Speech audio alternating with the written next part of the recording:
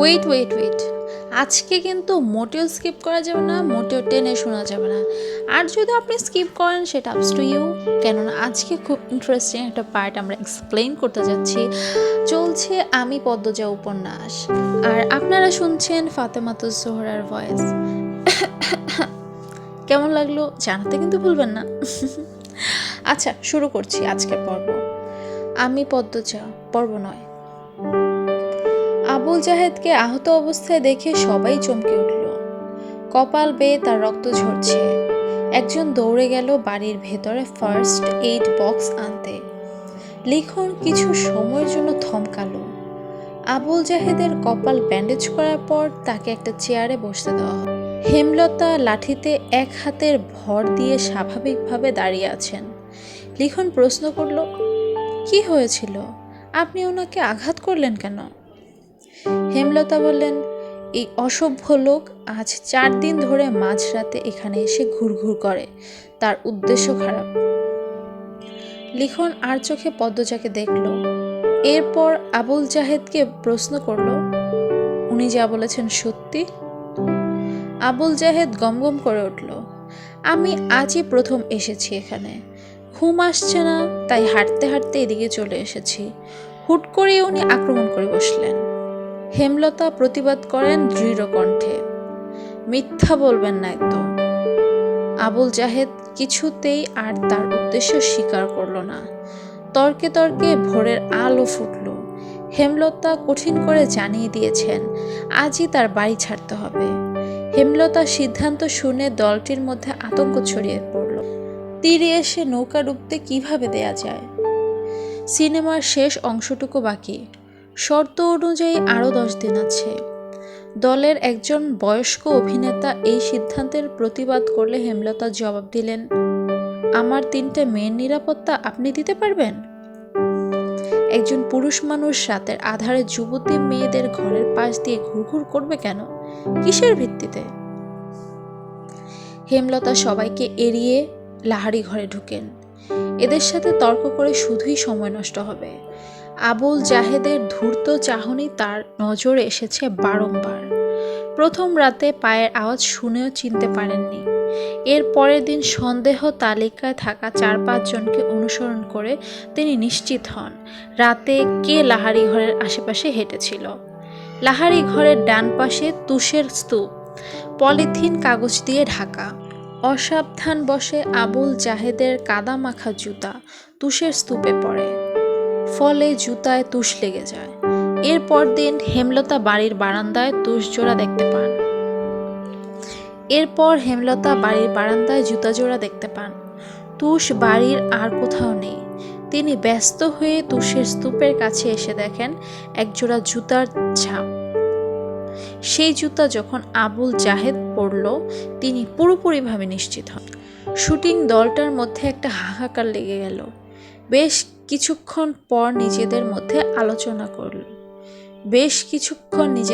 আলোচনা চলল। এরপর সবাই মোর্শেদকে ধরল। বিনিময়ে তারা আরও টাকা দিতে রাজি। হেমলতার ধমকের ভারে তখন চুপ হয়ে গেলেও টাকার কথা শুনে মোর্শেদের চোখ দুটি জ্বলজ্বল করে উঠল। ঘরে এসে হেমলতার সাথে ধুমধুমার ঝগড়া লাগিয়ে দিলেন। হেমলতা কিছুতেই রাজি হননি। শেষ অবধি তিনি সিদ্ধান্তে অনড় থাকতে পারলেন না। দলের কিছু ভালো মানুষের অনুরোধ ফেলতে গিয়ে তিনি অস্বস্তি বোধ করছিলেন। 10 দিনের বদলে 5 দিনের সময় দেন। হেমলতা স্বস্তিতে নিঃশ্বাস ফেলেন। ভাগ্যিস কোনো ঘটনা ঘটার আগে ব্যাপারটা খোলাসা হয়েছে। বেশ গরম পড়েছে আজ। মুন্নাকে পাশে নিয়ে পদ্মজা পাটিতে বসে আছে। মনোযোগ দিয়ে মুন্নাকে শেখাচ্ছে কাকে কি ডাকতে হবে।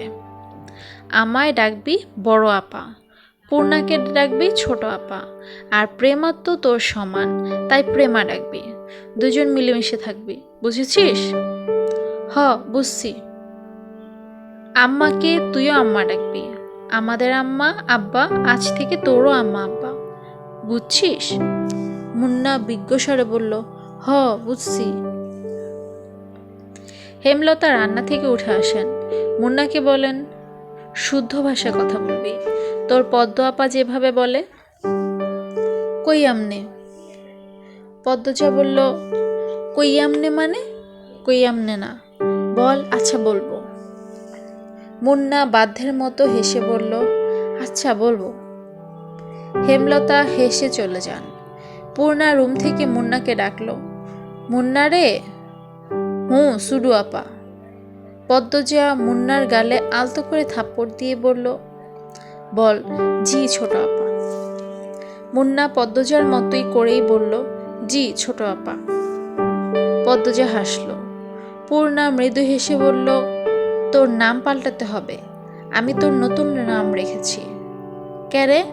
নাম পাল্টাইতাম ক্যারে? পদ্মজা কিছু বলার আগে মুন্না প্রশ্ন করল, আচ্ছা এই কথাটা কেমনে কইতাম? পদ্মজা হেসে কপাল চাপড়ে, এই ছেলে তো আঞ্চলিক ভাষায় বুঁদ হয়ে আছে। পূর্ণা বলল, তুই এখন আমাদের ভাই, আমাদের নামের সাথে নাম মিলিয়ে রাখা উচিত। কি উচিত না? মুন্না দাঁত কেলিয়ে হেসে সায় দিল, হ, এজন্যই তোর নাম পাল্টাতে হবে। আজ থেকে তোর নাম প্রান্ত মোড়ল। সবাইকে বলবি এটা, মনে থাকবে? হ, মনে রাখাম। বল। আচ্ছা মনে রাখবো। আচ্ছা মনে রাখবো। দুপুর গড়াতেই হাজেরা আসলো, সাথে নিয়ে এসেছে বানোয়াট গল্প আর বিলাপ। ইশারা ইঙ্গিতে সে লাউ চাইছে। মোর্শেদ গতকাল সব লাউ বাজারে তুলেছেন। গাছে আর একটা লাউ ছিল। ঘরে চিংড়ি মাছ আছে। প্রান্ত লাউ দিয়ে চিংড়ি মাছ খাবে বলে ইচ্ছা প্রকাশ করেছে। হেমলতা হাসি মুখে শেষ লাউটা, এখন আবার হাজেরারও চাই। কেউ কিছু চাইলে হাতে থাকা সত্ত্বেও হেমলতা ফিরিয়ে দেননি, আজও দিলেন না। তিনি হাজেরাকে হাসি মুখে লাউ দিলেন। হাজেরা সন্তুষ্টি প্রকাশ করে চলে গেল। পদ্মজা মায়ের দিকে অসহায় দৃষ্টিতে তাকায়। প্রান্ত এই বাড়িতে এসেছে, প্রথম যা চাইল তা পেল না। মনের উপর নেতিবাচক প্রভাব পড়বে না তো? হেমলতা পদ্মজার দৃষ্টি বুঝেও কিছু বললেন না। প্রান্তকে ডেকে কোলে বসান। ছেলেটাকে দেখতে বেশ লাগছে। দুপুরে তিনি গোসল করিয়েছেন। মনে হয়েছে কোনো ময়লার স্তূপ পরিষ্কার হচ্ছে। জন্মদাতার মৃত্যু প্রান্তের উপর বিন্দুমাত্র প্রভাব ফেলল না। এজন্য কেউই অবাক হয়নি। বাপ ছেলের শুধু রাতই একসাথে থাকা হতো। অনেক রাত প্রান্ত একা থেকেছে। এইটুকু ছেলে কত রাত ভয় নিয়ে কাটিয়েছে। হেমলতা আদুরে কণ্ঠে বললেন, একটা গল্প শোনাই, শুনবি? হুনাও। পদ্মজা প্রান্তের ভাষায় ভুল ধরিয়ে দিল, হুনাও না, বল। শোনাও আম্মা। প্রান্ত মাথা কাত করে। এরপর হেমলতাকে বলল, শোনাও আম্মা। আম্মা ডাকটা শুনে হেমলতার বুক বিশুদ্ধ ভালো লাগায় ছেয়ে গেল। তিনি কণ্ঠে ভালোবাসার ঢেলে বললেন, আমাদের একদিন মরতে হবে, জানিস তো? হ। জান্নাত জাহান্নামের কথা শুনেছিস কখনো? কেউ বলেছে? প্রান্ত মাথা দুই পাশে নাড়ালো। কেউ শোনায়নি। হেমলতা এমনটা সন্দেহ করেছিলেন। প্রান্ত এ সম্পর্কে জানে না। তিনি ধৈর্য নিয়ে সুন্দর করে জান্নাত জাহান্নামের বর্ণনা দিলেন। জান্নাতের বর্ণনা শুনে প্রান্তের চোখ দুটি জ্বলজ্বল করে উঠল। প্রশ্ন করল হাজারটা। হেমলতাকে জানায় সে জান্নাতে যেতে চায়, জাহান্নামে যেতে চায় না। হেমলতা বললেন, আচ্ছা এখন গল্পটা বলি, মন দিয়ে শুনবি। প্রান্ত মাথা কাত করে হ্যাঁ সূচক সম্মতি দিল। হেমলতা বলতে শুরু করেন। একজন মহিলা একা থাকতো বাড়িতে। না, দুই ছেলে মেয়ে আছে, খুব ছোট ছোট, খুব অভাব তাদের। ছোট একটা জায়গায় মাটির ঘর। ঘরের সামনে শখ করে একটা লাউয়ের চারা লাগায়। লাউ গাছ বড় হয়, লাউ পাতা হয় অনেক। এই লাউ পাতা দিয়ে দিন চলে যায় তার। কখনো সিদ্ধ করে খায়, নুন মরিচ পেলে শাক রেঁধে খায়। তো একদিন এক ভিক্ষুক মহিলা আসলো। ভিক্ষুক মহিলাটি খায় না 2 দিন ধরে। লাউ গাছে লাউ পাতা দেখে ইচ্ছে করলো খেতে। লাউ গাছের মালিক যে মহিলাটি, তাকে ভিক্ষুক বলে লাউ পাতা দিতে, রেঁধে খাবে। খুব অনুনয় করে বলে। মহিলাটির মায়া হয়। ভিক্ষুক মহিলাকে কথা শোনাতে শোনাতে কয়েকটা লাউ পাতা ছিঁড়ে দেয়। তার কয়দিন পর লাউ গাছের মালিক যিনি তিনি মারা গেলেন। গ্রামবাসী সহ মসজিদের ইমাম মিলে দাফন করেন। বুঝছিস তো প্রান্ত? হ। প্রান্ত মনোযোগ দিয়ে শুনছে। সে খুবই মনোযোগী শ্রোতা। হেমলতা বাকিটা শুরু করলেন। গ্রামের ইমাম একদিন স্বপ্ন দেখেন যে মহিলাটিকে তিনি দাফন করেছেন তার চারপাশে আগুন দাউ দাউ করে জ্বলছে, কিন্তু তার গায়ে আঁচ অবধি লাগছে না। মহিলাটিকে ঘিরে রেখেছে লাউ পাতা, যার কারণে আগুন ছুঁতে পারছে না। ওই যে তিনি একজন ভিক্ষুককে নিজের একবেলা খাবারের লাউ পাতা দান করেছিলেন, সেই লাউ পাতা তাকে কবরের শাস্তি থেকে বাঁচাচ্ছে। জাহান্নাম থেকে বাঁচতে আমাদের অনেক ইবাদত করা উচিত। তার মধ্যে একটি হলো দান। সামর্থ্য অনুযায়ী দান করা উচিত, কাউকে ফিরিয়ে দেওয়া উচিত না। বোঝা গেছে? হ, বুঝছি। আমি দান করাম। করবি। অনেক বড় হবি জীবনে, আর অনেক দান খয়রাত করবি। আচ্ছা প্রান্ত, এখন যদি কোনো অভাবে এসে বলে তোর লাউটা দিতে, তুই কি করবি? প্রান্ত গম্ভীর হয়ে ভাবে, এরপর বলল, দিয়া দিয়াম। একটু আগে একটা মহিলা আসছিল না, দেখেছিস তো? হ, দেখছি। সে খুব গরিব, বাড়িতে বাচ্চা আছে ছোট। এসে বলল লাউ দিতে, তাই তোর লাউটা দিয়ে দিয়েছি। এজন্য কি তোর মন খারাপ হবে? লাউডা তুমি দিছ, তাইলে তোমারে আগুন থাইক্কা বাঁচাইবো লাউডা। লাউটা আমি দিলেও তোর জন্য ছিল, তুই এখন খুশি মনে মেনে নিলে লাউটা তোকে আগুন থেকে বাঁচাবে। হেমলতার কথা প্রান্ত খুব খুশি হয়। পরপরই মুখ গম্ভীর করে প্রশ্ন করল, একটা লাউ কেমনে বাঁচাইবো আমারে? প্রান্তর নিষ্পাপ কণ্ঠে প্রশ্নটা শুনে হেমলতা, পদ্মজা, পূর্ণা হেসে উঠল। পদ্মজা বলল, কয়টা পাতা অনেকগুলা হয়ে মহিলাটাকে বাঁচিয়েছিল, তেমনি একটা লাউ অনেকগুলো হয়ে তোকে বাঁচাবে। প্রান্ত একটার পর একটা প্রশ্ন করেই যাচ্ছে। হেমলতা হেসে হেসে তার উত্তর দিচ্ছেন। পদ্মজার হুট করেই প্রান্তের থেকে চোখ সরে হেমলতার উপর পড়ে। মা হাসলে সন্তানদের বুকে যে আনন্দের ঢেউ উঠে তা কি জানেন?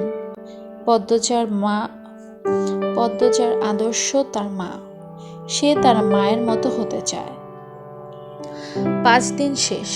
শুটিং দলের মধ্যে খুব ব্যস্ততা, সবকিছু গোছানো হচ্ছে। 5 দিনে তাড়াহুড়া করে শুটিং শেষ করা হয়েছে। লিখন উঠানে চেয়ার নিয়ে বসে আছে। চিত্রা এসে তার পাশে বসলো, কাশির মতো শব্দ করলো লিখনের মনোযোগ পেতে। লিখন তাকালো, ম্লান মুখে প্রশ্ন করলো, সব গোছানো শেষ? শেষ। তুমি তো কিছুই গোছাওনি। বিকেলে রওনা দেব। আমার আর কি আছে গোছানোর, দুপুরেই শেষ করে ফেলবো। মন খারাপ? লিখন কিছু বলল না। লাহারি ঘরের দিকে তাকালো, দৃষ্টিতে শূন্যতা, কিছু ফেলে যাওয়ার বেদনা, বুকের বাঁ পাশে চিনচিন করা ব্যথা। চিত্রা হাত ঘড়ি পড়তে পড়তে বলল, ছোট বোনের সমান বলে ঠোঁট বাঁকিয়েছিলে, এখন তারই প্রেমে পড়লে? লিখন কিছু বলল না, দীর্ঘ নিঃশ্বাস ছাড়ল। চিত্রা বলল, পদ্মজা কিন্তু অনেক বড়ই, আগামী মাসে ওর 17 বছর হবে শুনেছি। এই গ্রামে 17 বছর বয়সী অবিবাহিত মেয়ে হাতে গোনা কয়টা? পদ্মজা শ্রেণীর বেশিরভাগ মেয়ে বিবাহিত, আর খুব কম মেয়ে পড়ে। চিত্রার কথা অগ্রাহ্য করে লিখন বলল, তোমার বিয়েটা কবে হচ্ছে? বছরের শেষের দিকে, সব ঠিকঠাক থাকলে আর ভগবান চাইলে। কিছুক্ষণের মধ্যেই সবাই রওনা দেবে ঢাকায়। হেমলতা, মোর্শেদ বিদায় দিতে এসেছেন। দলটার 3-4 জনের চরিত্র সমস্যা থাকলেও বাকিরা খুব ভালো। হেমলতার সাথে মিশেছে খুব, নিজের বাড়ি মনে করে থেকেছে, বাড়ি দেখাশোনা করেছে। লিখন হেমলতার আড়ালে একটি সাহসিকতার কাজ করে ফেলল। ব্যস্ত পায়ে লাহারি ঘরে আসলো। বারান্দায় বসেছিল পদ্মজা। লিখনকে দেখে ভয়ে তার বুক কেঁপে উঠল। পদ্মজাকে কিছু বলতে দিল না লিখন। সে দ্রুত বারান্দায় উঠে পদ্মজার হাতে একটা চিঠি গুজে দিয়ে জায়গা ত্যাগ করলো। পদ্মজা অনবরত কাঁপতে থাকে। পূর্ণা চৌকি থেকে ব্যাপারটা খেয়াল করেছে। সে হতভম্ব, ধীর পায়ে হেঁটে আসে। পদ্মজার সারা শরীর বেয়ে ঘাম ঝরছে। হিতাহিত জ্ঞানশূন্য হয়ে পড়ে। হাত থেকে চিঠি পড়ে যায়। পূর্ণা কুড়িয়ে নিল। পদ্মজার গলা শুকিয়ে কাঠ। হেমলতা এসে দেখেন পদ্মজা হাঁটুতে থুতনি ঠেকিয়ে বসে আছে। কেমন দেখাচ্ছে যেন। তিনি উদ্বিগ্ন হয়ে প্রশ্ন করল, পদ্ম, শরীর খারাপ? মায়ের কণ্ঠ শুনে পদ্মজা ভয় পেল। বাতাসে অস্বস্তি, নিঃশ্বাসে অস্বস্তি। চোখ দুটি স্থির রাখা যাচ্ছে না, নিঃশ্বাস এলোমেলো। পূর্ণা পরিস্থিতি সামলাতে বলল, আম্মা, আপার মাথা ব্যথা। হুট করে এমন মাথা ব্যথা উঠল কেন? পদ্মরে, খুব ব্যথা? পদ্মজা অসহায় চোখে পূর্ণার দিকে তাকালো। আকস্মিক ঘটনায় সে ভেঙে পড়েছে। ডান হাত অনবরত কাঁপছে। হেমলতা তীক্ষ্ণ চোখে দুই মেয়েকে দেখেন। কঠিন স্বরে প্রশ্ন করেন, কি লুকোচ্ছিস দুজন? কেউ এসেছিল? মায়ের প্রশ্ন শুনে পদ্মজার চেয়ে পূর্ণা বেশি ভয় পেল। হাতের চিঠিটা আরো জোরে শক্ত করে চেপে ধরল। কি লেখা আছে না পড়ে এই চিঠি হাতছাড়া করবে না সে। সো আজকের পর্ব কেমন লাগলো? অ্যাট লাস্ট কিন্তু লাভ লেটারটা দিয়ে দিল, বুঝছেন? একটা কথা আছে, প্রিয় মানুষকে কখনো প্রপোজ করতে কিন্তু দেরি করা উচিত না, ঠিক না? তাহলে আপনি বলেন তো, আজকে যে কাজটা লিখন শাহ করলো, কাজটা ঠিক হয়েছে কি ভুল? আচ্ছা, কি লেখা আছে সেটা ধারণা করতে পারছেন? সেটা জানার জন্য আগামী পর্বের জন্য একটুখানি ওয়েট করতে হবে। ততক্ষণ পর্যন্ত ভালো থাকেন। আল্লাহ হাফেজ।